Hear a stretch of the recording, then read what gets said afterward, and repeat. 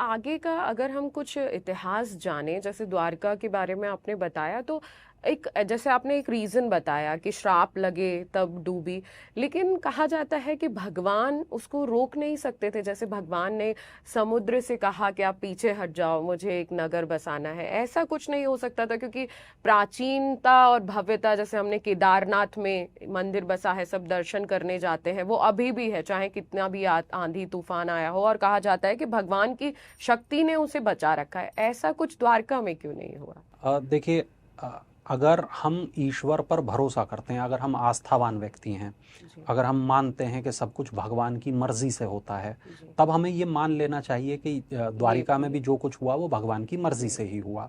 एक बात। दूसरी बात ये कि उनका अपना एक काम करने का तरीका है। उन्हें जब ये लगा कि अब इस शहर को ख़त्म हो जाना चाहिए, तब वो शहर ख़त्म हो गया। जी भगवान चाहते तो वो शहर बना रहता। जी पर भगवान, आप जब गीता पढ़ते हैं, जब महाभारत पढ़ते हैं, तब वहाँ भगवान खुद इस बात को कहते हैं कि हर चीज़ का एक वक्त होता है। जी इंसान पैदा होता है, इंसान बड़ा होता है, इंसान कर्म करता है, नाम कमाता है या बदनामी कमाता है, जो भी करता है, जी। अंत में वो बूढ़ा होता है और अंत में मर मैं जाता है। होता।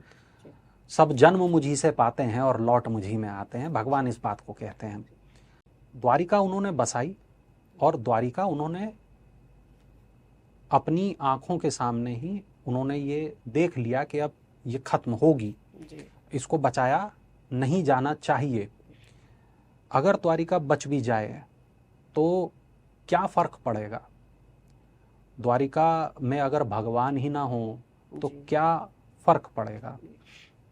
द्वारिका आज समुद्र के भीतर है बिल्कुल, हम्म। लेकिन द्वारिका आज भी हमें संदेश तो वही देती है जो उस वक्त देती। जी द्वारिका हमें बताती है कि भगवान के कदम यहाँ पड़े थे। द्वारिका ये बताती है कि विपरीत परिस्थितियों में भी एक शहर का निर्माण किया जा सकता जी है। विपरीत परिस्थितियों में, जिस वक्त जरासंध के हमले हो रहे थे, जिस वक्त जो मथुरा के लोग थे वो भूख से व्याकुल थे, उनके व्यापार ठप हो गए थे, उनके जो कृषि के काम थे उनको ख़त्म कर दिया गया था, वहाँ के लोगों के ऊपर जुल्म हो रहा था, जी ऐसी स्थिति में भगवान तमाम लोगों को अपने साथ लाते हैं और एक नया शहर बनाते हैं। तो भगवान ये उम्मीद देते हैं कि ये ख़त्म नहीं हुआ है, जी। उम्मीद अभी बाकी है।